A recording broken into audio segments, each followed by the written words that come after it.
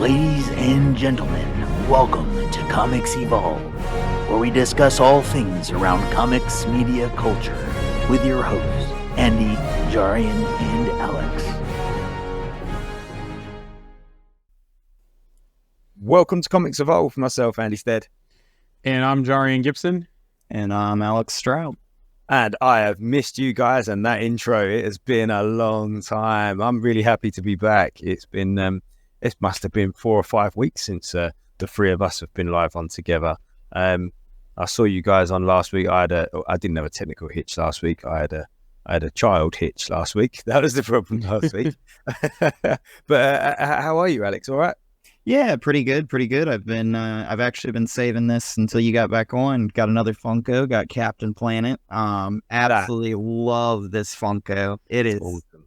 Yeah, I mean, like, they did such a great job with this Funko. And as soon as I saw it in the store, I was like, I quit buying Funkos, but as soon as I saw this one, I knew I was going to buy it. And I was like, there it is. I just took it right off the shelf and, took it up the register. I think that's the idea as well now. Like, now you've gone through that whole collecting thing. I'm in the same phase now. I'm not just buying everything and anything that I see. It's very selective. If I see something I'm like, oh, I really like that, I've got to have that.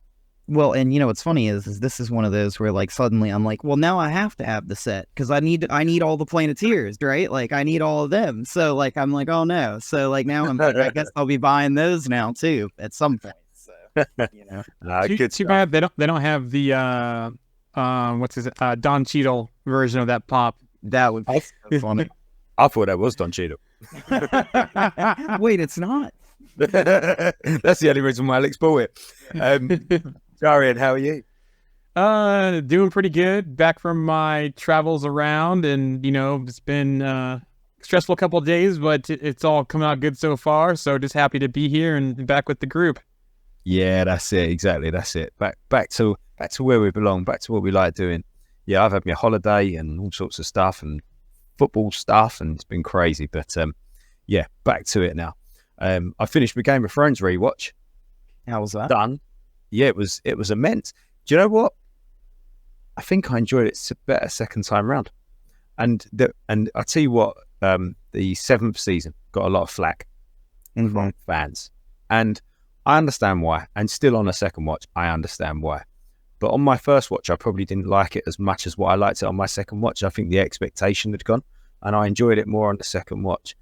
There were elements of it which I can still see why it picks up flack. But actually, I think I enjoyed it more the 7th season on the second watch, and then I watched all the House of Dragon stuff as well. So that was fun. And then I get right into it. I'm looking at the family trees, and I'm looking at the history, and I just go crazy with it. But yeah, that's been quite entertaining, to be fair.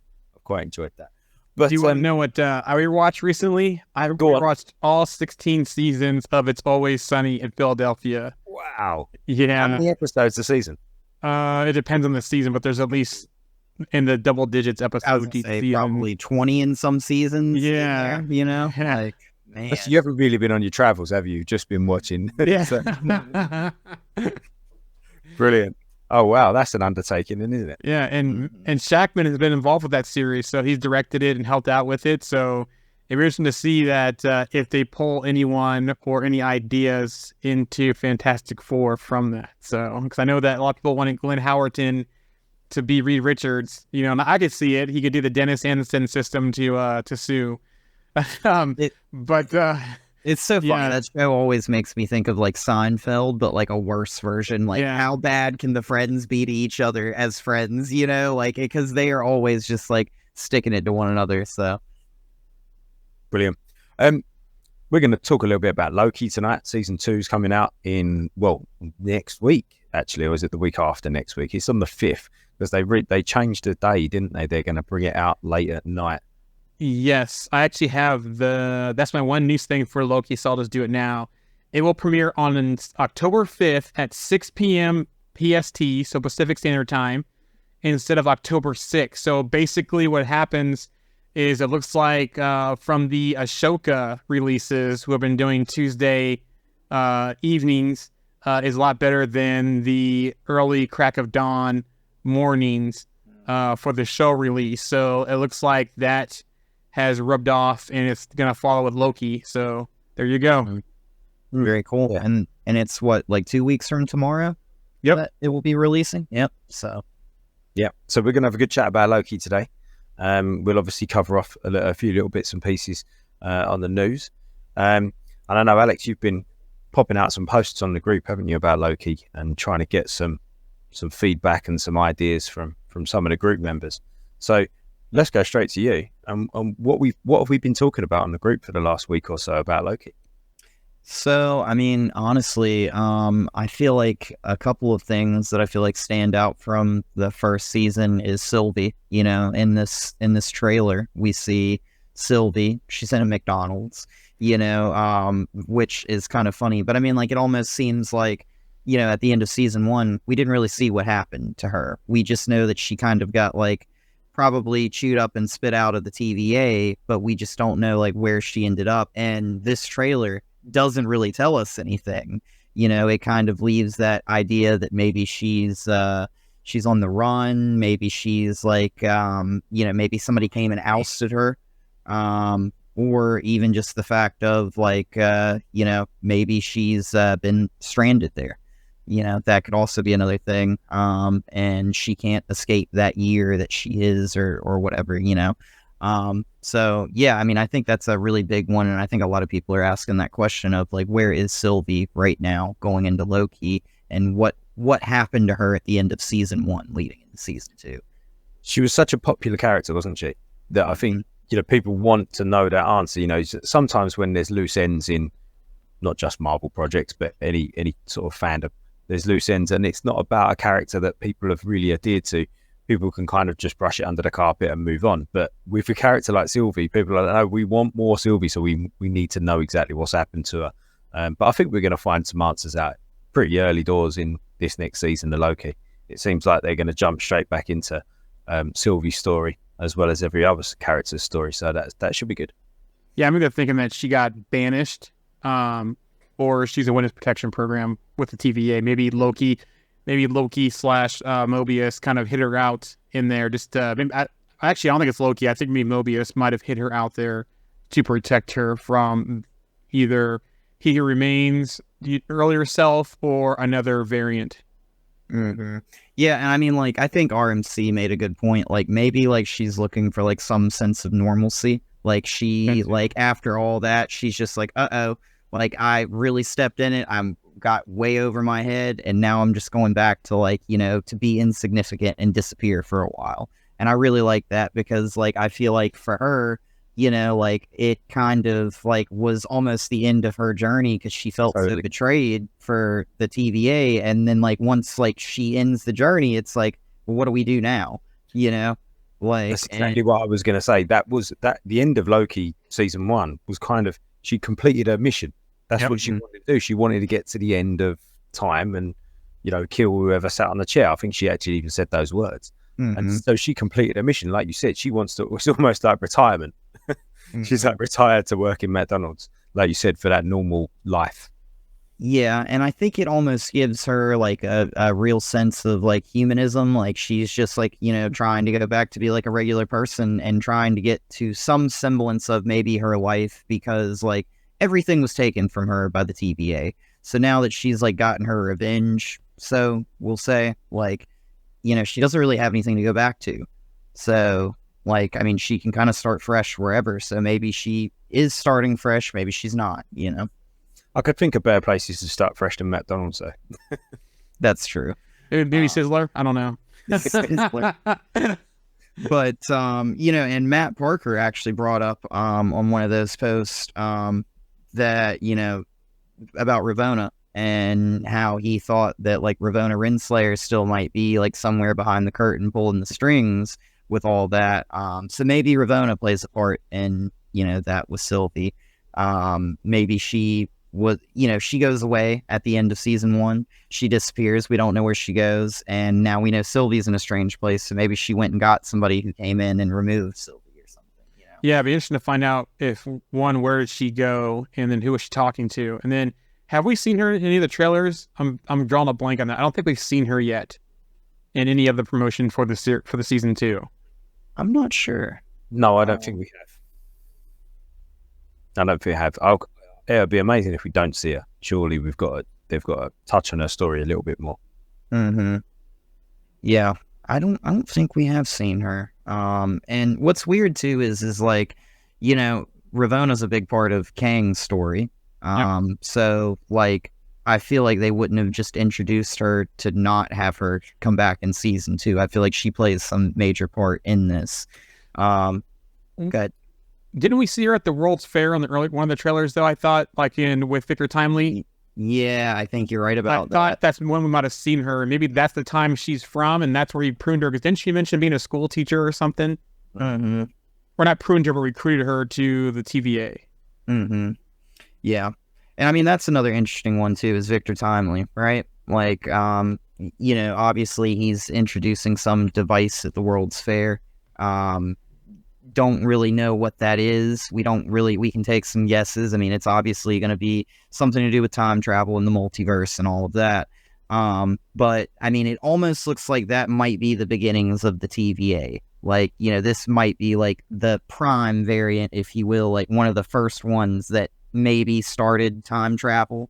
And I mean, maybe even created Miss Minutes, because we see like a different Miss Minutes in that. Yeah, that looks like that might be the beginning of Miss Minutes because of that. What we said, that shot in the trailer that we saw. I know. On Kang, there's a lot of literature out there at the moment that says that those 3 variants of Kang are going to be, the big bads going forward. So Immortus, Scarlet Centurion, and Ramatut. Yeah, Ramatut. So I wonder whether we're obviously going to see a bit of Kang and different variants of him in this show. I wonder whether we'll see either of those 3 variants.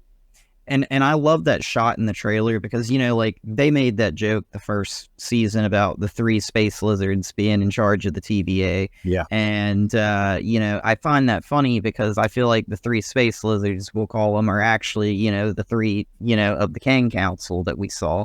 And you see that shot in the trailer where Loki walks up and he prunes the wall, right? And it's got like the 3 of them, I think, on the wall. And when he prunes it, you see Kang's face.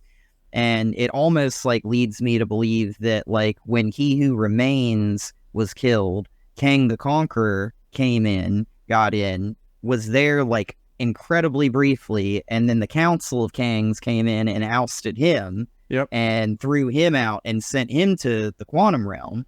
And now they're in charge of the TVA. Yeah. Yeah. And that the space lizards thing and the 3 variants of Kang, I love that because that happens in history quite a lot, doesn't it? Like it's like Chinese whispers, like things get distorted and the story gets watered down, and then people sort of just make up their own truth in the end. Mm-hmm. And it's like, actually, if you could see back in time, like we can, within this show, you'll see that actually it wasn't 3 space lizards. It was, Ramatut, Scarlet Centurion, and I forgot the other one now, Immortus. Mm-hmm. So yeah, it was those 3, and over time, it's got diluted to they're just 3 space lizards. Mm-hmm. I almost right there, Alex. Sorry. Oh no, I was just gonna say, and I actually think that like I feel like it's almost like you can kind of control the narrative with that too, so they can kind of like hide behind like it's like, oh, there's these 3 people that are in charge of the TVA, but it's not the actual 3 people you think. It's almost like puppets, but they're not real, And we kind of saw that in the first season with the like robotic beings that they had sitting up there that were supposedly in charge that Loki and Sylvie saw that turned out to just be fake and not be pulling the strings at all. So I was just thinking about it. I wonder if Ravonna went back to see Victor Timely when she went to that door and left, that she went back to her time, back to see him, to kind of warn him. And that's why they kind of end up following her, figure out where she went, and they go back there as well. Mm-hmm. Yeah. Maybe they find out that history or something like that. Also, too, it does sound like Jonathan Majors will still be a lot in this series, in that we're going to get other glimpses of He Who Remains during this. I don't know if it's flashbacks or filling gaps in the story or what, but we are going to get more He Who Remains in season 2. And Matt made a really good point in one of his comments too about Ravonna says she's going looking for free will. And if she could go back to the beginning of, say, maybe the person who creates the tech that starts the TVA and everything, that would be a great way to find free will, because Exactly. like, you know, if you could like almost cut it off at its head, or Mhm. go back to the beginning and maybe change some things, maybe she could get herself in a better position. Yeah. My roadie choking Yeah.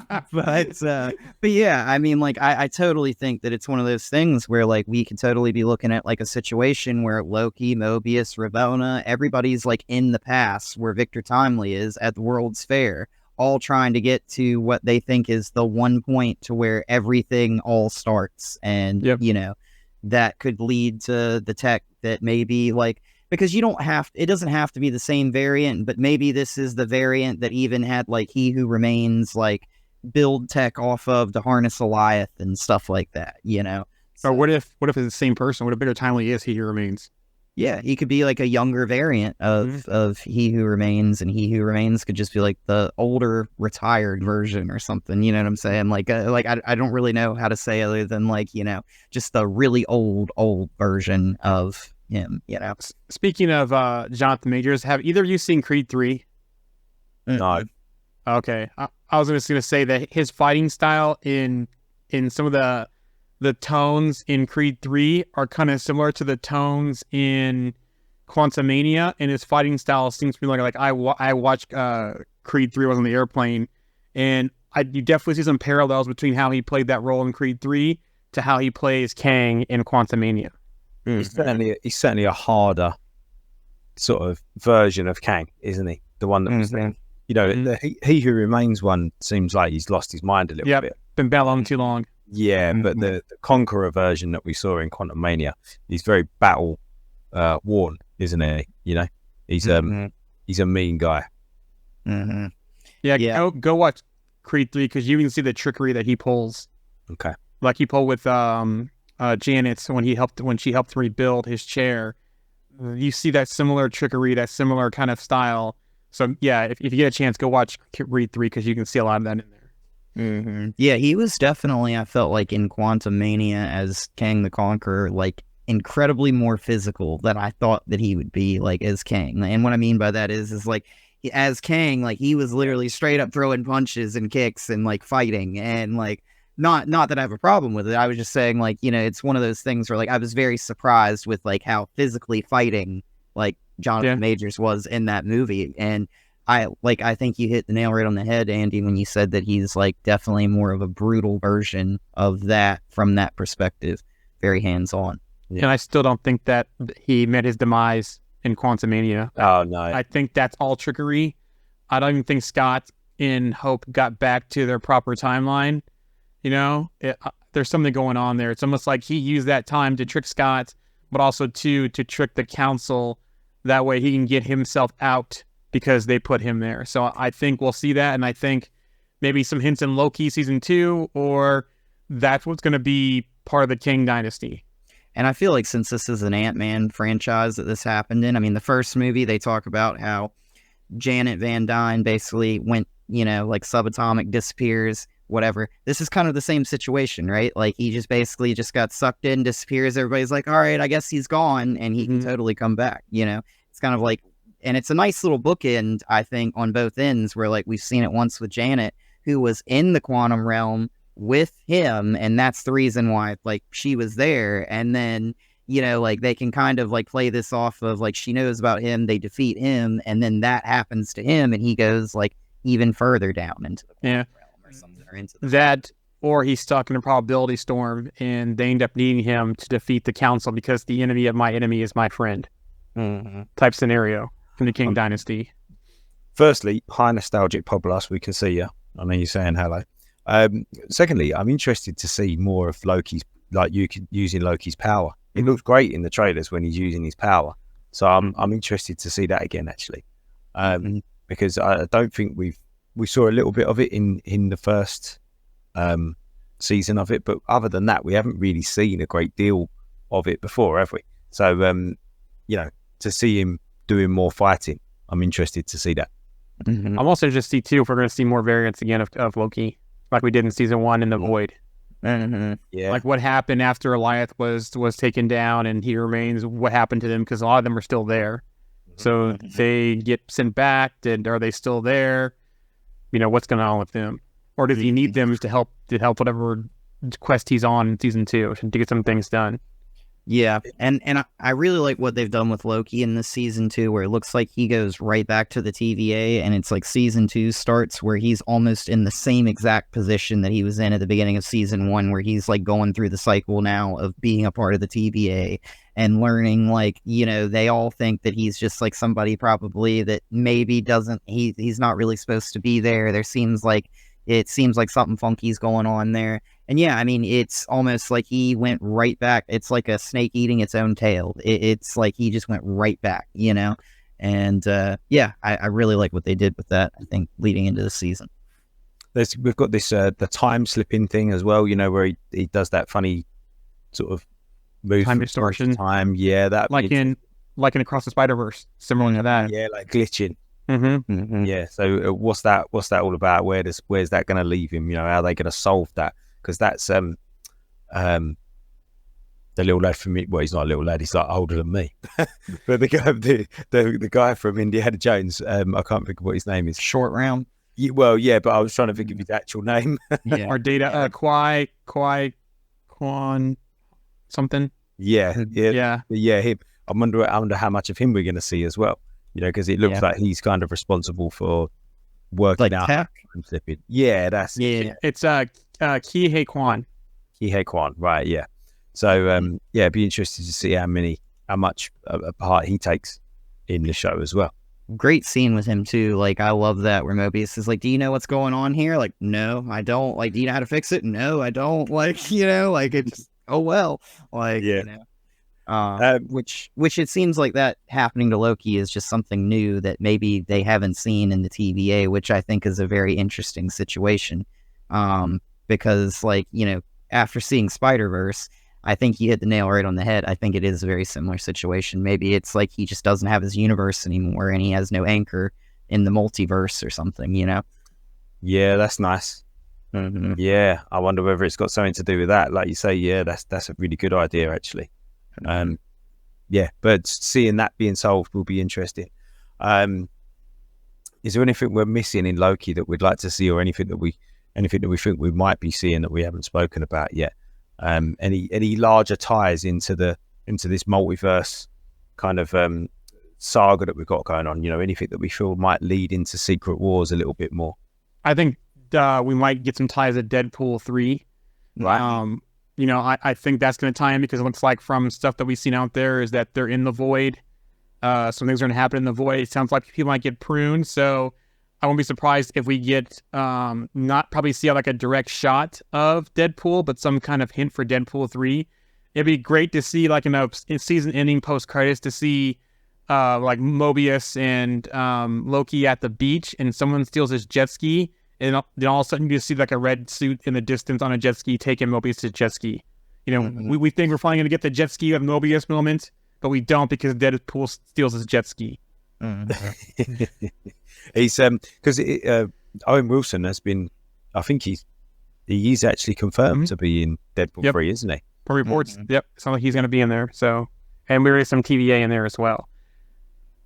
Yeah, I mean, we've seen the void in Deadpool 3 with the 20th Century Fox thing in the background, which, I mean, I would love for them to throw that in the background. Like, they show the void briefly and you just see it way off in a distance in Loki and just like tease us a little bit. Like, that's where, you know, Deadpool and Wolverine will be in the future, you know, like, be so cool. But I said that's brilliant how if that is in the void, I love that. I love the void. I just think that place is a brilliant place. I mean, all the stuff that we saw in the first season of Loki that's in there, you know, the Thanos copter and, you know, the Yellow Jacket's huge Yellow head. Jacket's helmet, Yeah, Tribunal's held like a statue, and if obviously, you know, there was the big boat and all of these different things and a big like random stuff from just all time. I think what a great place that is. There must be like a treasure trove of things from pop culture.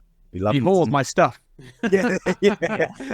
I mean, there was even that version of Stark Tower that was bought by King Enterprises, you know, like, so I mean, it was nice seeing all that kind of stuff that they threw in there, and they would just do it like casually, right? Like, I think the one with like the Stark Tower in the background was like when Loki like finds himself there and he looks up and he sees his variants. it's just like in the background behind them, you know, and it's just like, wow, dude, like you're looking at them, you're looking at that, you're looking at them, you're looking at that, you know, like.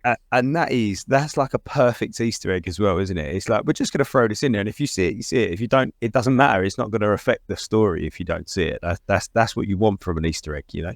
And then like right after that, they're like, oh yeah, and by the way, like they sold Stark Tower. And you're like, oh, like, so this suddenly makes sense. Like, you know, like, is this like something from something in the future, you know? Because they could totally have just like Kang, like another variant of Kang go and buy a Stark Tower and throw that in the MCU. And I feel like it would kind of just, it would fit, you know?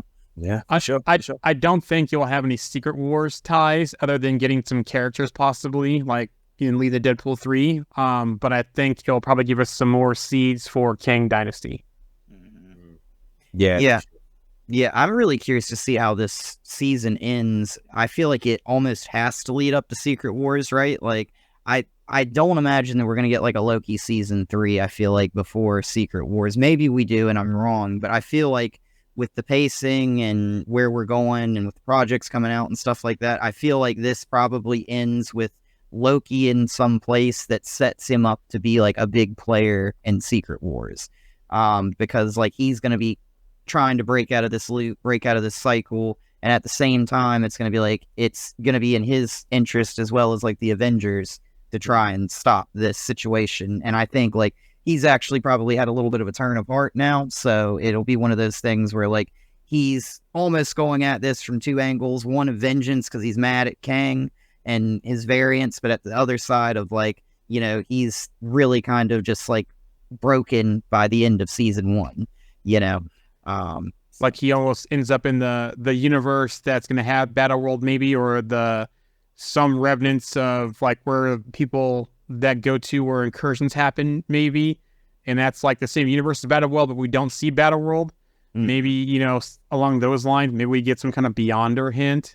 But I almost feel like that Kang Dynasty and Secret Wars are kind of going to be on the lines of Infinity War and Endgame, where Dynasty is either they're going to establish the Kang Dynasty or it's going to be in the Kang Dynasty. And then they're all going to lose, and then they have to regroup, and that's where Secret Wars happens, where they win and come out, and we have either a whole new MCU or whatever happens after Secret Wars. I mean, I know we're not talking about Secret Wars, but the more and more I think about Secret War, and the longer this goes on, I really do think it's going to be a pretty... We've used the term soft reboot quite a lot. I think it's going to be quite a hard reboot, if I'm totally honest. The longer and longer this goes on, the harder and harder this reboot I feel like it's going to be. I mean, it's nearly 20 years. You know, that's a long time. But do you think we need that kind of reboot, though? It's like, I don't want to go through and see the same story with Captain America and Iron Man. There's so many characters they can build on. We have the whole horror side and the MonsterVerse they could build on of Marvel. I'm just like, you know, you got other characters out there that we could do. I kind of like the progression they've done now. The only way I could see a reboot happening is if they reboot it and the first film after that establishes the new MCU is Fantastic Four. You know, kick that off with the first family and start from there, because you could use the Fantastic Four and just like the comments to introduce so many characters through them going that way. If they did a full reboot, I would start there. Like, I would even bring the Fantastic Four into Secret Wars or anything. Like, maybe use the various other universes, like we saw re-riches from 838. Maybe have a variant come in to help out, or, you know, we see Sue or one of the kids come in for Secret Wars for 838 to kind of do something. But as far as the complete 4 of them in those stories, I would just start there, the first family reboot in the MCU, if they do that.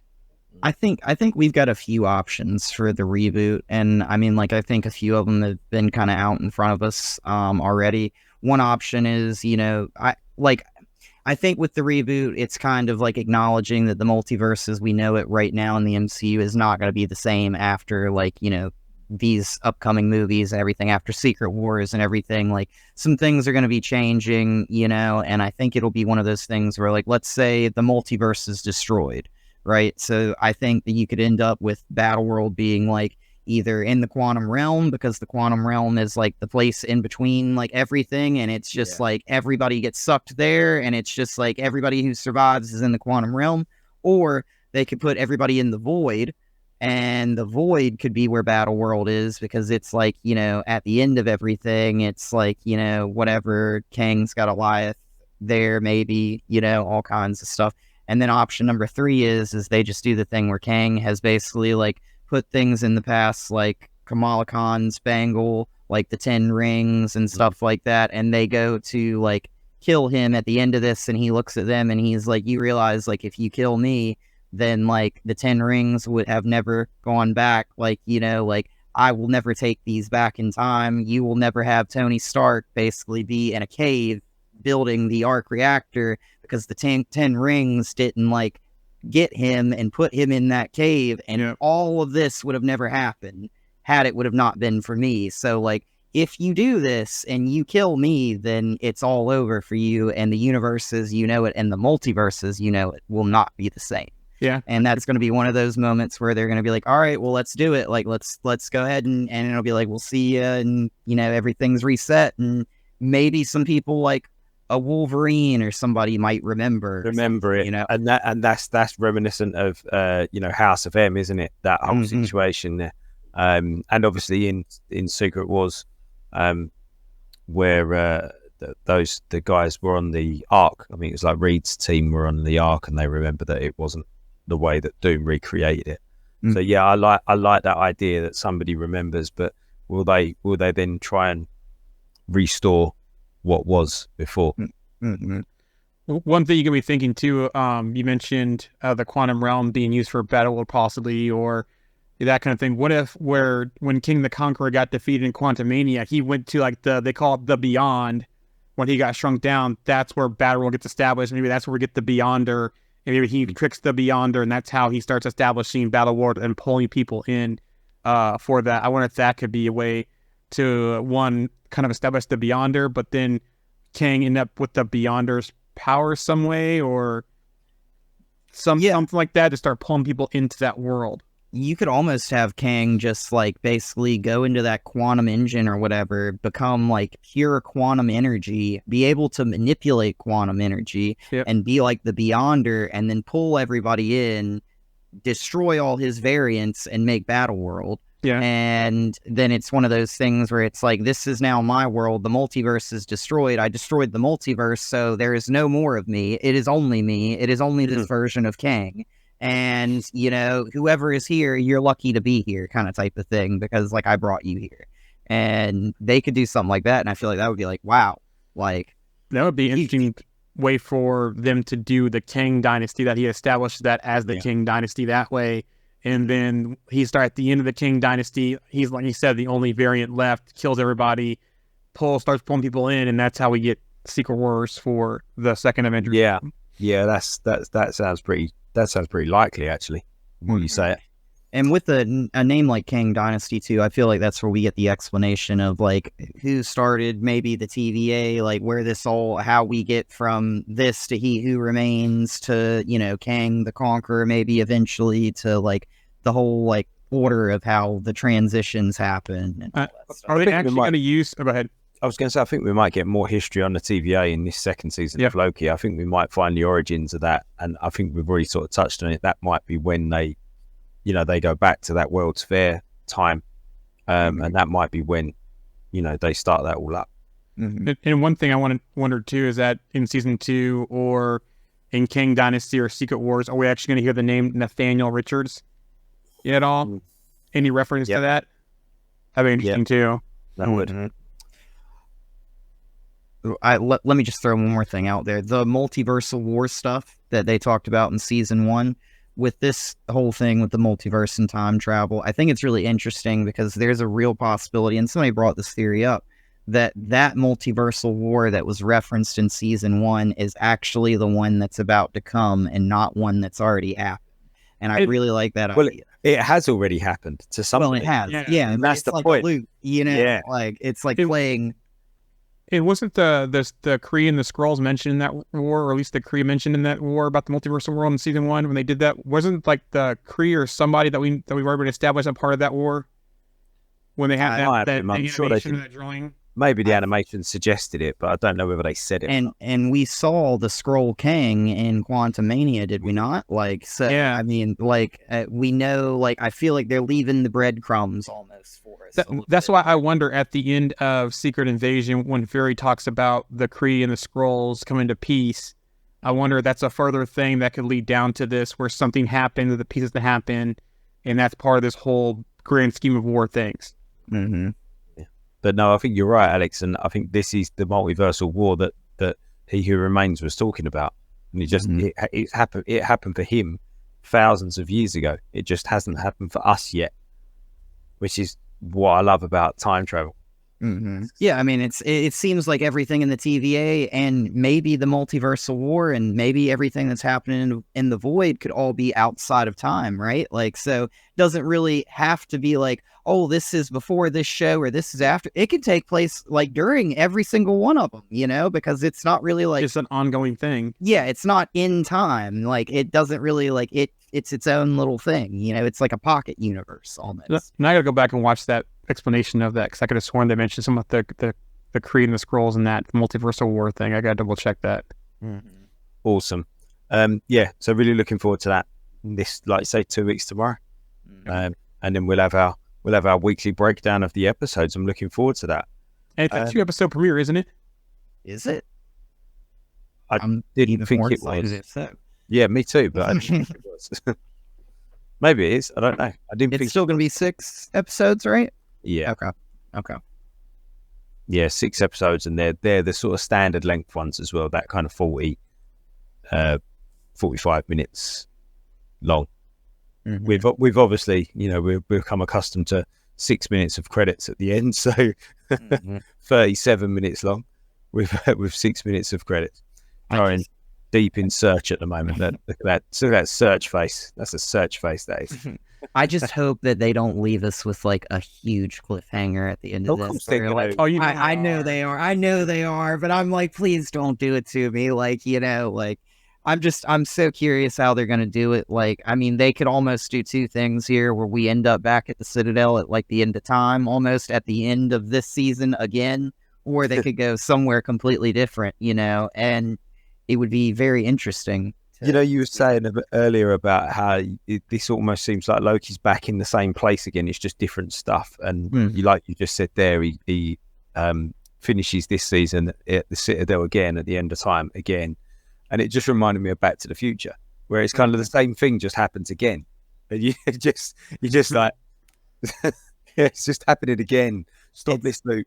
It's almost like when Marty goes back in time to like, I think it's like 1955 and that, and he sees himself like again. Yeah. So it's like, you know, it's like he's watching himself like from over there, and you're seeing the events of the previous movie of him like waiting for himself to leave so he can run in and pretend to be himself in the past again. It's like weird.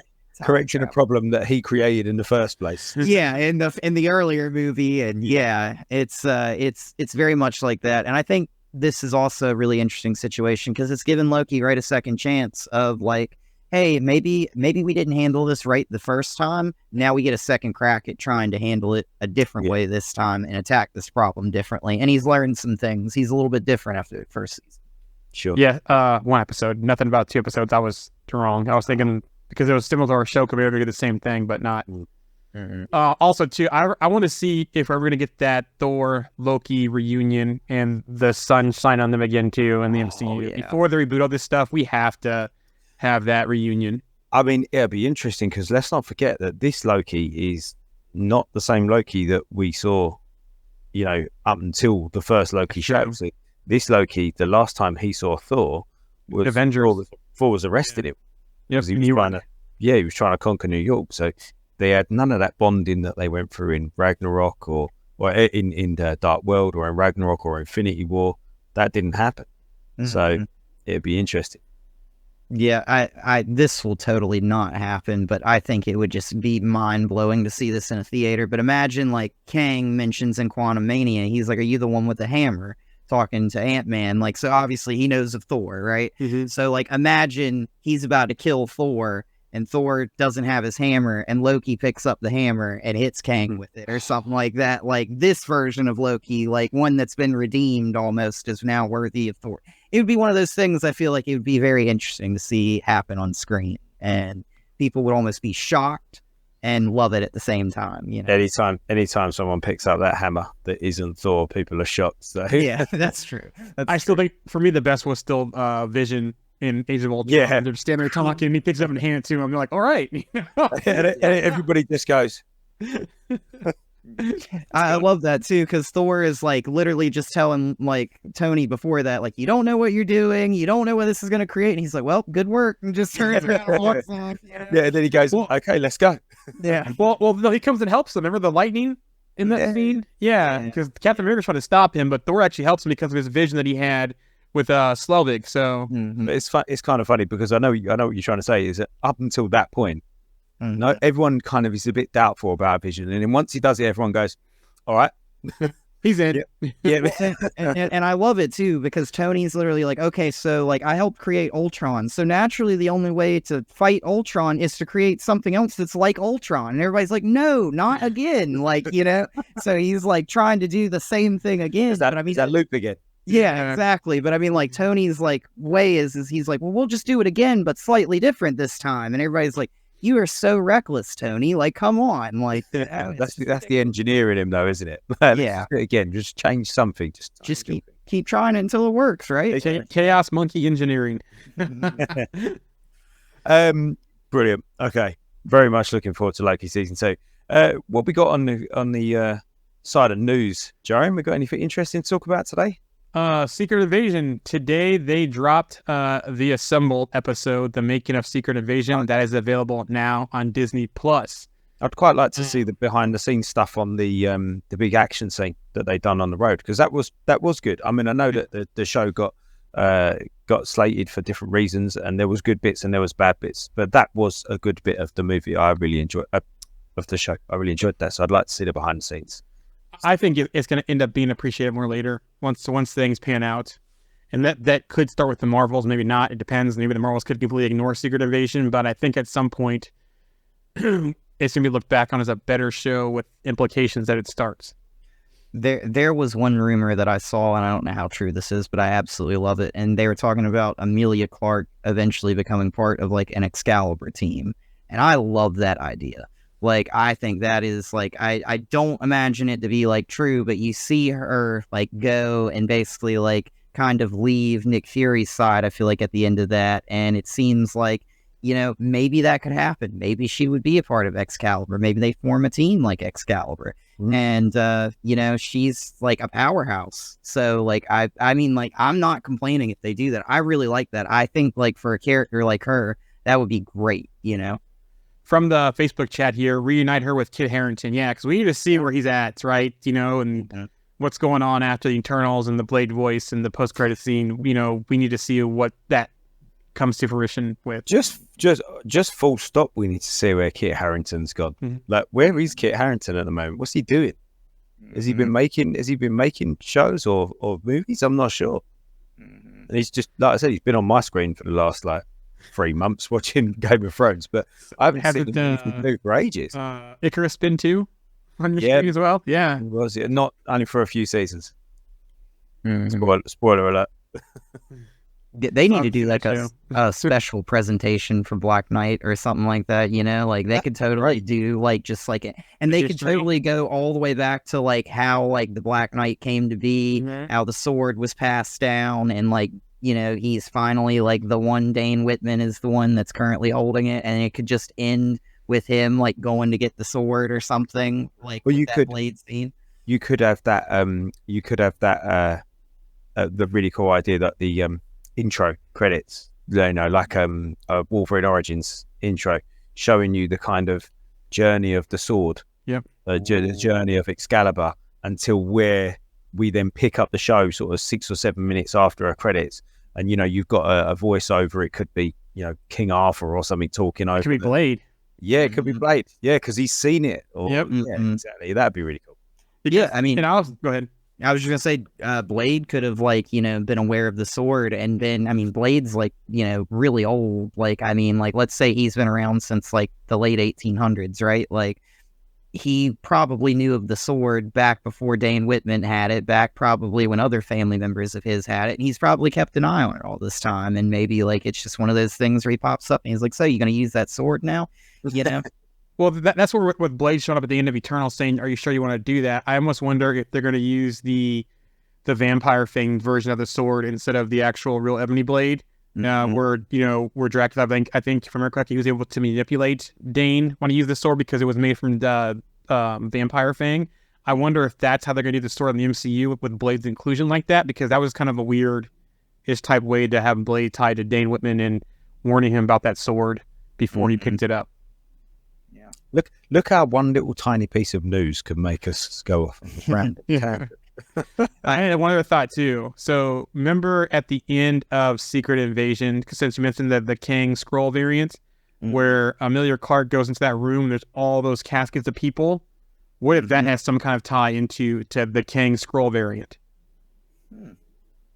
Yeah. So yeah, I just see how if they touch on any of that in Assembled, as well as about that room that she walked into when she was with Sonya. Yeah. Okay. All right. Deadpool 3. Sean Levy says that they are already editing and finishing the half of Deadpool that was already been filmed. That's good. Okay. We edited what we did manage to shoot. So that's strange. I should imagine they don't do that very often. Yeah. They start editing before the shoot's finished. Maybe they're just trying to do work that they can do, I guess. The Comics Kid has dropped a hint suggesting that one of the Wolverine variants in Deadpool 3 might actually be the MCU's Wolverine. The movie will end, and we'll have a good idea of who the MCU's Wolverine will be. Now, Radcliffe has been cast in the movie as a secret role that we don't know yet, and his size, he could possibly be Logan going forward. So, yeah. Yeah, I'm not gonna complain if he's Wolverine. I feel like Wolverine's one of those castings. I keep saying this, but it's so hard. It's like the Fantastic Four. It's I almost feel like I'm never gonna be happy. Hugh Jackman's been great, right? But we've had Hugh Jackman for so long. It'd be like recasting Tony Stark. I feel like it would be one of those things where, if we get Hugh Jackman back in Deadpool 3 and then have somebody else as Wolverine, people are going to be like, okay, well, that's great, but we don't want them. We want Hugh Jackman more, It's just never, like you said, it's never going to be Hugh Jackman. It's never going to be Robert Downey Jr. You just got to get over that fact and just go, let's just enjoy it, because it's just not going to happen. Yeah, and I feel like that casting is like casting the Fantastic Four too, because it's one of our biggest problems, or at least me, I feel like, is I don't really feel like the Fantastic Four have ever really been done well. And I feel like, Michael Chiklis was great as the Thing. I loved him as the Thing, but none of those movies have gotten Doom right. And I feel like the castings of Doom have been and even with some of the early 2000 Fantastic Four, Rise of the Silver Surfer and stuff like that, those castings weren't bad, but I don't think that they were as good as they could have been, Yeah, I think that is a slightly different problem.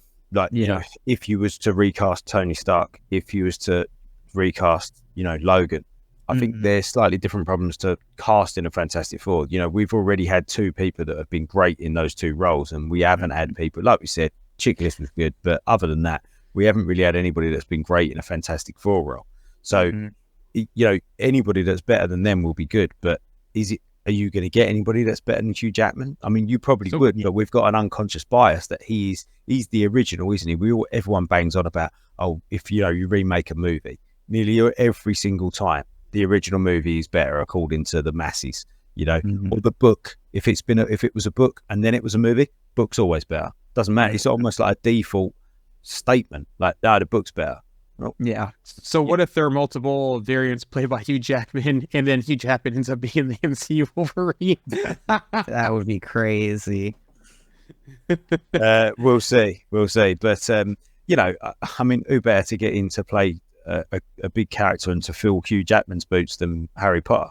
The other thing too about being recast, I can never see anyone else besides Ryan Reynolds play Deadpool. Yeah. So, Secret Wars news. Sean Levy. So there's been a lot of rumors about directors and that kind of stuff. Sean Levy, who is directing Deadpool 3, he made a comment on if he will direct or not because the rumors going around about him. He said, "I've heard that rumor, and that's all I'm going to say." Not a denial, not a confirmation. So you know what? I wouldn't complain if. I mean, the Russos said that the only way they would come back is to do Secret Wars. I wouldn't complain. Honestly, I wouldn't complain if it was a committee. Get Daniel Destin Daniel Cretton back, bring back Coogler back to help out with some of the stuff. Because I'm like, you could some of the fight scenes from the Black Panther movies. I could see some of that translating into Secret Wars. Some of the stuff Cretton has done with Shang-Chi. He's going to be doing Kang Dynasty, I believe. Kind of make it be a committee of directors and let them all bring their talents in. I know, was it last week we talked about Alex? Rami was possibly rumored to be in it for it as well. So let them all bring their stuff to it and get an all-star team and let them just work together and crush it. And it's a type of story I'll imagine it's the type of story that they're producing would almost have chapters in it. So each chapter could almost be directed by a different person. Forums. You've seen Forums? Tarantino, Robert Rodriguez. I can't remember who the other two directors were. His usual suspects from his movies. yeah, they were. But each story in that was directed by a different director. So you could do it like that. There's chapter 1, 2, 3, and 4, and you've got different directors directing different chapters with different teams of Avengers in that chapter fighting a different version of Kang.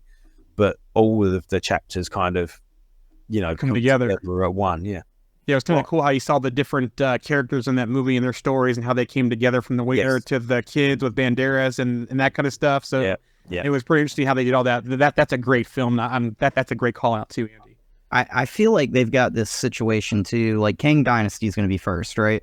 So that's going to lead into Secret Wars. So we've got Kang Dynasty that can be kind of like the Infinity War, if you will. That's where everybody's separate, attacking on different fronts, and let's say they all fail, and this leads into the multiverse being destroyed and everything going to Battle World, Secret Wars, and all that good stuff. But I feel like the beauty in this is, and I don't feel like people talk about this enough, they don't have to tell all these stories and make them all converge, right? All these characters can just be doing their own thing and then just get pulled into Battle World and forced to work together. And Battle World can literally just be that, just catch all of, they just grab everybody and they just push them in and they're like, all right, there you go. That's Secret Wars. Yeah. And if they did that, some people might complain, but you don't actually have to make a really deeply written story where everybody has to be connected. Their connection can just be Battle World, Yeah. Well, it's like you said, and I said before about the whole Infinity War thing, somewhere like that, where they have the Battle of Wakanda, they have the battle on Titan. You could have a couple more different battles like that. And instead of them dying, they're basically pruned to Battle War, and we don't see them again until Secret Wars. Mm-hmm. And you have that really cool opportunity where we can have variants fighting beside their variants, in Battle World. We have two Wolverines, maybe we get an old man Steve and, a young Steve Rogers, and we get, Sam Wilson as Captain America. We get U.S. Agent or something, we get Sam Wilson as Falcon and Captain America. That'd be interesting. Yeah. Have you seen the YouTube edit where it's the Endgame battle scene, and more, Doctor Strange says, about, is that everybody? And he says, you want more? And one goes, yeah. And he starts opening up all portals. And then, first of all, the video brings through the X-Men, the Fox X-Men. Then it brings through the Fantastic Four, different versions of Fantastic Four. But then it starts getting silly, and it starts bringing through up Batman. And then it brings through the DeLorean, and then it brings through I don't know, just the big friendly giant, and it just starts bringing all these the most random things. Then the Rock walks through, and then and then everybody's done. Then everybody's just walking through, and it's quite funny. And that's kind of what I'm getting from this, from what we were saying there. Just literally every person that's ever lived just turns up at Battleworld. Yeah, You know what would be cool though is that we got multiple Hulks, like Eric Bana's Hulk. Yeah. We got both Hulks, Edward Norton's Hulk. We got the Hulk from the first Avengers, the Hulk from the Smart Hulk. Luke Rigno comes popping out through a portal. Yeah, I almost feel like we're gonna be like set up here where we're gonna have like something very similar to where we're gonna have that big like final battle like in game, and it's gonna be like everybody banding together. These people don't know these people over here. A lot of people met in Battle World. Everybody kind of pulls together. It's like, you know, we're fighting for the multiverse. It's us versus, you know, either one Kang or maybe like multiple, like the Council of Kangs. And yeah, I mean, I would love to see like Ramatut, Scarlet Centurion, and Immortus, like with like 3 armies fighting against all the Avengers and everything. And like, because it's like, what's better than like Thanos and his armies? Like 3 big villains with 3 armies, you know? Like, and I feel like that would be like fighting for the multiverse, not just the universe, you know? I love that. What's better than 1 army? 2 armies. Yeah. What's better than 2 armies? 3 armies. Yeah, cool. Throw the kitchen sink at it, Marvel. That's what I thought. Remember, we heard the Emperor's Colony mentioned in Secret Invasion, but we never saw the leadership of the Skrulls. What if the Kang variant is the leader of all the Skrulls and we get that big Skrull army coming through? No, that would be really cool. Yeah. Yep, that'd be interesting. Moving on to El Muerto. Guess what? It's dead. Bad Bunny confirms in an interview he's no longer involved with Marvel's El Muerto. The movie is officially dead at Sony. So Not surprised, really. Miss Marvel news. Actually, I'll go with the Marvels here. This is the only Marvels news I have before I get to Miss Marvel. Yeah, I will talk about the Marvels news real quick because that was some news that came in today. So before I get to Miss Marvel, the Marvels. Director Nia DaCosta spoke with Taika Waititi, Chloe Zhao, and James Gunn before taking the job. She also texted with Daniel Cretton during the production. Of course, Ryan Coogler is one of her mentors. Also, the Marvel's budget is actually $274.8 million for the budget, which is kind of high up there for the movies. You know, to compare, Guardians was $250 million for Volume 3. But $55 million of that budget was a subsidy from the UK. So basically, they only spent $219.8 million. Wow. So I wonder why they got a $50 million subsidy from the UK. Probably because they filmed a lot of it there. I'm going to guess. That's the only thing I can think of. Yeah. So we should see. Remember, the first people were like all gawking out that amount and saying why is it so high in the Marvels and blah blah blah. They forget the first movie, Captain Marvel, was a $1 billion movie. So be interesting to see what they do, especially coming together, not just Captain Marvel's movie, but coming in with Miss Marvel, coming in with things from WandaVision, the Fury aspect, you know, Secret Invasion. You know, all those things coming together in a single franchise. There's a lot of projects that are crossing with that, isn't there? Yeah, so be interested to see how this movie does. I'm excited for it. So I feel like Monica's going to be like the real sleeper in that movie. Like, I really want to know what's happened with her. Like, you know, like not that she's been put on the back burner, but since WandaVision, like, you know, we've not really seen like anything out of her. So, and it seems like she's going to be a major player. I really think, like, you know, at some point. So. I would love to see that, like, a little bit more of that character and see them explore what's been happening with her. I also hope we get more history on the Bengals and what happens if Kamala puts them both on. 100%. I want to know. You know, we've seen the Bengals there. We've seen them. They look like the 10 rings. We even had them on the arm of a Kree with the 10 rings thing around it. Yeah, I want to know. I want to know about them Bengals. Go on. I also wonder if we get a Shang-Chi cameo or reference in this film, or he's part of the post credits, because remember the post credits for Shang-Chi was Captain Marvel and Bruce Banner, and so I wonder if that's gonna have any relevance as well for this film. So not long either, beginning of November. 6 or 7 weeks. Back to Miss Marvel. Adil El Aribi and Bilal Falal on the current status of season 2 for Miss Marvel. We're waiting for the Marvels. That will decide what the next step will be. Right. We're very much looking forward to that. It's great to see the trailers, to see the whole family back, and Iman doing great work. If they ask us to come back to Miss Marvel, we love the universe. We love the characters and Iman and all the supporting actors there. So it would be an honor to come back and explore that some more. So I kind of hope we kind of get a season 2 kind of after. I really enjoyed Miss Marvel and the whole family aspect of it. Yeah, I'd take a season 2. Yeah, I agree with that. And I mean, like, they left us with that nice little X-Men teaser at the end, you know, so like, I mean, that always gives it a little boost in my book. I mean, I feel like they're kind of right and wrong there, you know, with the whole Inhuman problem, you know. So. Well, in the comics too, with Bruce and lately, they had the whole death of Miss Marvel as an Inhuman, but now she's coming back as an X-Men in the comics. So that's cool. Even more thing there with Miss Marvel and her journey, not only in the MCU, but in the comics as well. Mm-hmm. Yeah, so they're kind of right and that wrong in both the comics and in the MCU. So. Yeah. It also makes you wonder too how they're going to do any other Inhumans that they introduce. Like, you know, we already have the Moon Girl in Devil Dinosaur cartoon where she's actually another Inhuman. Mm-hmm. Are they going to, you know, make her an ex-mutant and possibly have her come live action to the MCU at some point? I love to see her on screen because she's actually one of the smartest characters in Marvel. She's up there as one of the smartest characters. So I'd love to see her and Devil Dinosaur in live action. But also too, you know, I know we kind of had the whole thing with Multiverse of Madness and Black Bolt. You know, are they going to make him and all the other Humans mutants also, or are we actually going to get proper Inhumans in the MCU at some point?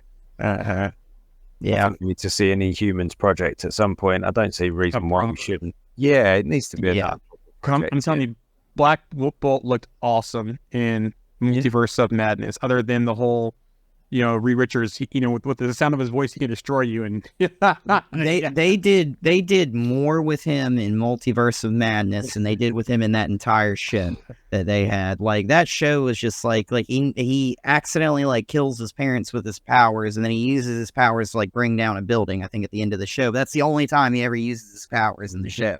It's a shame that show came before its time. I think if that show was a movie too, would have been fine. Yeah, it was supposed to be a movie. I bet you if it was actually a movie, it would have been better too as well, because that TV show was cheeks. Yeah, I'd like to see him use his power more. I think he's such a, you know, when you see it in the comics and he uses his power in the comics, he's like one of those moments when Black Bolt uses, you're like, oh, you know, like clears the field almost, you know? Yeah, but you know, like we were saying earlier about when somebody lifts Thor's hammer. Like, whenever somebody lifts Thor's hammer, you're like, whoa. And whenever Black Bolt uses his power in the comics, you're like, oh, right, it's serious. Like, Black Bolt's speaking. That's why I love when they had Black Bolt kill Doctor Strange in Multiverse of Madness, because it's just one of those things where it's like Black Bolt's power is like an overwhelming force, right? Yeah. Like, so it's just like, it just obliterates Doctor Strange, and he's not even going to put up a fight. He's just going to take it. And then, you know, it's like, that's his execution, basically. And I mean, that's pretty overwhelming, you know. Like, it's not easy to kill Doctor Strange. So. Yeah. So. Which, you know I bag on Agents of S.H.I.E.L.D. besides the Ghost Rider involvement, but they did Inhumans a lot better than that TV show as well. Agents of S.H.I.E.L.D. did. Yeah, so. They actually had the Terrigen Mist and all those in that one, didn't they? So yeah, they really tried to do something with that. But yeah, no, I'll take a Black Bolt project or a Inhumans project.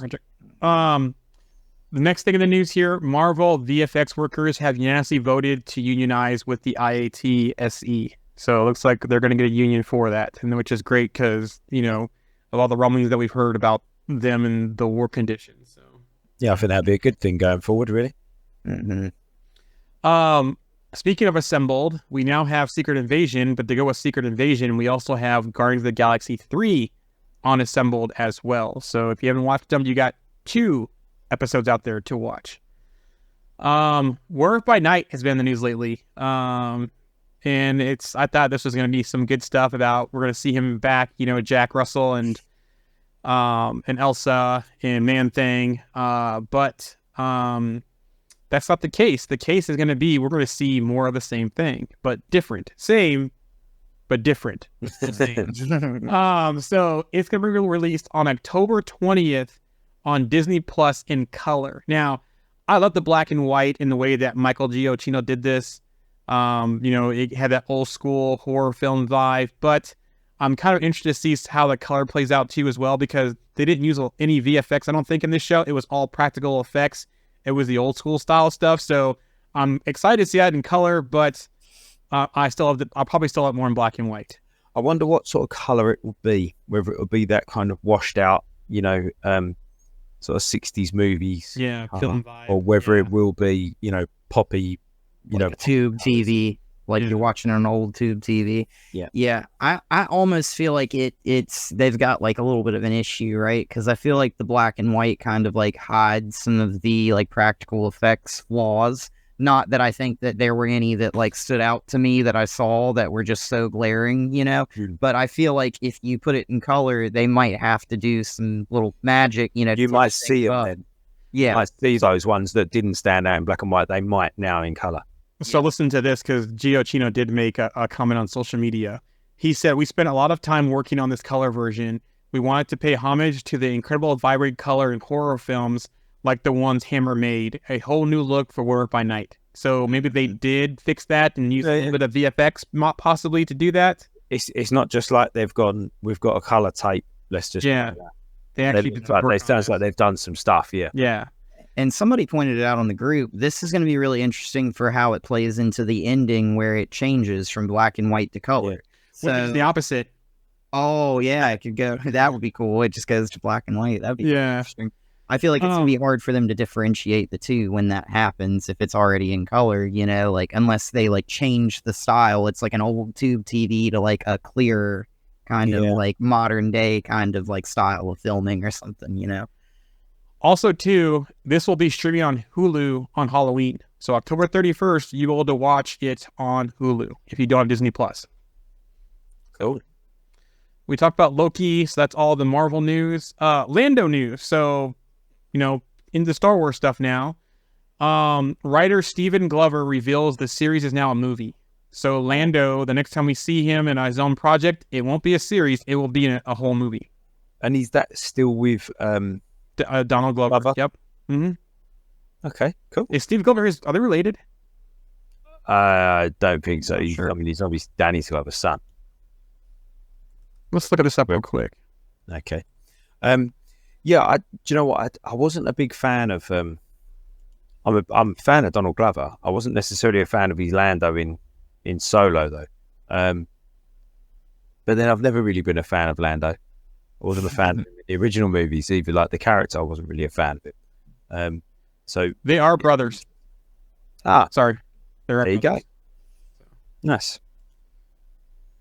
I feel like there's a few characters like that I feel like everybody has, where it's just like one of those things where, they don't hate the character. They don't hate the person. They just don't like the character.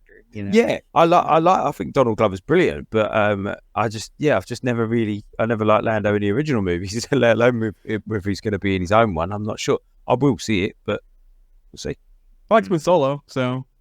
Oh, see, that was what I'm saying. I didn't really. Okay, but I can't say why I'm laughing. I'll tell you later.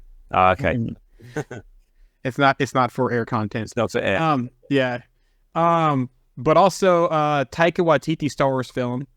Taika gave disappointing news at the TIFF Tribute Awards, or TIFF, referring to Sean Levy's upcoming Star Wars film. Unlike me, let's hope he can finish his Star Wars movie, Waititi said. So it sounds like he's not doing Star Wars film anymore for Taika. Interesting. Yeah. I'm not sure how that would have played out. So I'm not sure that I'm that disappointed about it. Actually, it depends what he did. You know what? I think Taika could do an awesome Ewoks movie if they did another like Battle of Endor or another Ewok movie, just the way he did Ragnarok and then he did Love and Thunder. I think he could do a pretty fun Ewok movie in the Star Wars universe. So. Did you have you seen the trailer for Rebel Moon? Yes, that looks good. That was It looks crazy, but I couldn't figure out what was going on because somebody said that was like an adult Star Wars. Mm-hmm. Stormtroopers that can hit the target. Yeah. Moving on to Aquaman. So we got an Aquaman trailer.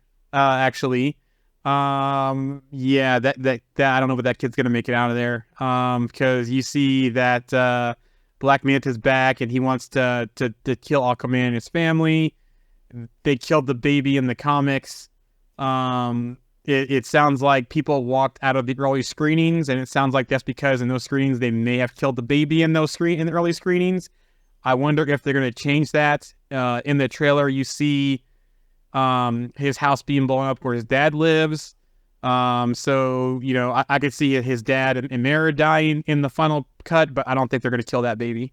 There's no way they're going to kill that baby. I don't think that they can, right? Like, I get that there's like comic precedents and stuff like that, but like, that's like, I'm sorry. Like, I just like, I know people call DC like dark, but that's like a whole new like level for them, you know? I mean, the Flash, they put a baby in the microwave, so, you know, they can probably... Yeah, but he did not. In Aquaman. When I watched that movie in theater the first time, I was like, oh, did they just put a baby in a microwave? Like, oh, no. Like I cringed so hard. I was like, oh, that's so terrible. Like, you couldn't grab something else and put the baby in that, you know? There's some wrong things in the Flash. Don't get me started again on that. Yeah, but like, I don't know. Like, I just feel like it's one of those things where it's like, this movie is totally like being set up that it's gonna, like, Black Manta's gonna try and ruin Aquaman's life. And let's say Mara was the mother. They could have killed Amber Heard off and just... Nobody would have minded. Yeah, and everybody... That's why it was going to happen. You know? Like, I think her and her dad and his dad are the goners in the final cut, probably is my guess. Mm-hmm. But the trailer looks good, though. I liked it. I'm kind of, you know, excited to see it. You know, the first one also was a $1 billion franchise. Don't doubt the Aquaman impact or the Jason Momoa impact, because he does bring a lot of cast to. I mean, look at Fast X. You know, it you know, on a global audience, it did a lot better than domestically, and he has that following. So I think Aquaman will probably do well. It's a holiday film too, also. So you got people on break and that kind of stuff. So I could see it doing well. It's funny, like, I'm not the biggest Aquaman fan, and when I watched that movie, I went into it like, oh, great, Aquaman movie, all right, whatever, like, let's watch this. And I was blown away. Like, I could not get enough of that movie. Like, some of the shots of Atlantis and stuff are some of, like, the most beautiful shots. Like, I love those. And that scene where he shows up at the end to fight all the Atlanteans with all the sea life and everything, that was so awesome. You know, I quite enjoyed the first Aquaman movie as well. Yeah, it's very good. I think we're getting more of that too in the second one. His brother's back on his side now, looks like. You know, we're going to find more about the kingdoms. So it looks like it's the Lost Kingdom, the different ones, and the Black Trident or the Cursed Trident, whatever it is that Black Manta ends up getting. So yeah, I'm all in. Mm-hmm. But James Wan, who directs it, did talk about a potential third film. He says Aquaman: The Lost Kingdom sets up elements that a potential third film could draw upon. My goal was always, if we could spin off a Seven Kingdoms universe, that would be my ideal dream. Also, James Wan is not saying who is Batman for this movie. And there's been mixed reports about, is there a Batman? Is there not a Batman? And I have kind of seen mixed things from out there in there. But he said there's no comment right now. You're going to have to wait for the movie to come out. He also talked about on the movie's influence. You can have Vin Diesel to thank for the theme of family in the Aquaman Lost Kingdom. I learned a lot about family from Fast and Furious, you guys, so it's coming into play in a big way. And there you go right there. He's going to suffer some kind of traumatic loss of his family in this film. Yeah. Probably going to get the spear hand, too. I bet he's losing that hand.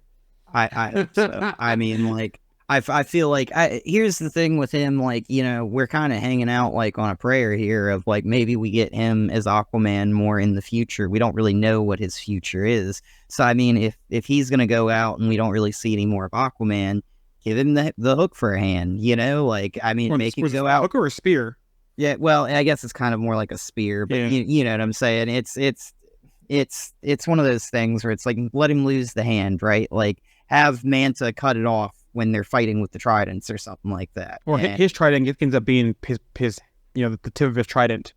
Mm-hmm. Yeah, I mean, they could do like a couple of different things, but yeah, I mean, like, you've kind of got a really interesting situation where that trident, it seems like Manta's like got some sort of power from it, and it seems like he's going to be able to actually kind of challenge Aquaman more in this movie, I feel like. You okay, Andy? You look like you're turning into a pumpkin. I'm getting there. All right, we're almost done. We're almost done, trust me. Moving on past Aquaman, Kite Man. Kite Man, hell yeah! A spinoff of Harley Quinn is coming in 2024 to the Max. Very So it looks like it's an animated series coming. So yeah, cool. Hell yeah. Tim Burton made some comments on the Flash using his Batman and Superman, because remember he was tied to, I believe, the Nicolas Cage film that kind of changed hands. He said, "I think I'm over it with the studio. They can take what you did, Batman or whatever, and culturally misappropriate it. Even though you're a slave of Disney or Warner Brothers, they can do whatever they want. So in my later years of life, I'm quite in revolt against all of this." So he wasn't a fan of using Keaton in the Flash, which honestly, I think they missed the boat. I understand how they're doing the whole multiverse through the time travel thing, how it changes things. Have you seen the Flash yet, Andy? No. Go on, carry on. In the end, there's another Batman they show. Yeah. Because he changes stuff. Instead of that Batman they showed, they should have brought back Keaton for that scene. Like, he pops out and it's Keaton. So yeah. I love that from Tim Burton though. Like, that's a typical sort of, weathered, experienced person in a trade speaking, isn't it? He's like, I don't care what they do anymore. Let's get off my lawn. Yeah. and they could have totally brought back Keaton, and they could have just had him sit in the cave, and they could have made Terry McGinnis Batman, and they could have given us a Batman Beyond and made him sort of like Iron Man, and I feel like it would have kind of just made the character get a little bit of a different style to it, and it would give us a different Batman, and it would be cool to see that in the DCU. You know what would have been really cool though is to get Gordon Levitt, because they've kind of at the end of Bale's trilogy, they kind of he said his name was Robin, but then it seemed like Bale passed the torch to him for Batman. It would have been cool to get Gordon Levitt in one of those scenes as Batman. Imagine him as Nightwing. Oh yeah, I I would love to see him as Nightwing. I feel like he did a really good job as Nightwing. So. Yeah, I'm a big fan of him. I haven't seen him in anything though, lately at all. Hopefully we see him in something. Brightburn 2 is in development. The producers plan to use AI in the creative process. Ugh. So No. I don't know. Yeah. Strike that one off then. Yep. Barbie, it has surpassed the Avengers at the box office. Wow. Yeah. Nice. Barbie is just racking up money. So there you go. Have you seen it yet? No, I have not. I have. No, neither have I. No, I think we was going to do it at the weekend actually. So yeah, I'm quite looking forward to it actually. Yeah, I'm waiting for it to come on streaming, and then I'm going to watch it. So. Yeah, probably the same. I'll ask my wife if she wanted to go see it, and she's like, no. She's like, our daughter wasn't really into it, so probably just wait to come out of streaming. So, the Gen V, the boys, Claudia Dumit, who reprises Congressman Victoria Newman for the live action spinoff. She says that Gen V will tee up a lot for The Boys season 4. So it looks like we have 2 people, or actually 3 people from The Boys showing up here. We have, so who's the new lady who runs Vought now as Ashley? Oh, Ashley, yeah, Ashley. Yeah, Ashley's in it from the trailer. We already confirmed that The Deep is going to have a cameo in it, and now we're going to get Victoria Newman as well. So yeah, it's going to tee up season 4. Also says it lays a lot of groundwork and a lot of the foundations that season 4 will be built on. Remember, Gen V will be kind of a step back a little bit into the past before some of the, I think it's even before season 3. The trailer looked fun. Mm-hmm. It looked good fun. Yeah, and that's all we have for the news today. That's been a good show. Enjoyed it. I've enjoyed being back. It's been great. Happy to have you back. Good. We've got one more week. Then we're going to be able to talk about Loki on a week-to-week basis, which is quite exciting actually. It almost goes back to where we started. I think when we started, we had Loki to talk about on a week-to-week basis when we started this show. So it takes us back. So any final thoughts before we go? When's the show get done? Is it this week or next week? I believe it's the week after next. Okay. Yeah, I'm not sure. We'll have to ask one of our Star Wars experts, but we'll have to do a Star Wars and a Ahsoka catch-up show. I haven't watched it yet. I've already been watching when it's all binge watching when it's all done. I haven't seen today's episode, but I've seen everything else, and I'm quite enjoying it. What are you laughing at now? He just cracks up laughing. It's been a pleasure. Jorian, where can they find us? Yep, you can catch our stream weekly usually weekly, but you can catch our stream live on our Facebook page, one of the Facebook groups, on Twitch, on Trovo, on Kick, on YouTube, and on Twitter. But if you're on Twitter, we can't see the chat, so make your way over to one of the other platforms. It's all Comics Evolved out there. And then also you can catch us posting content on Instagram. And I still gotta get TikTok going. I'm like an old man. I'm gonna get used to using TikTok. So, but yeah, Comics Evolved. Also too, audio only recap, or the whole episodes are always out there on the podcast platform. So any feedback or ratings you can give us, help us do that. Always happy to take any kind of feedback to make the show better. Awesome. And we will be back weekly from now. With holiday life is done, we've got to get back to normality. So we'll be there. It's been a pleasure. See you again. Take care. Bye. Guys.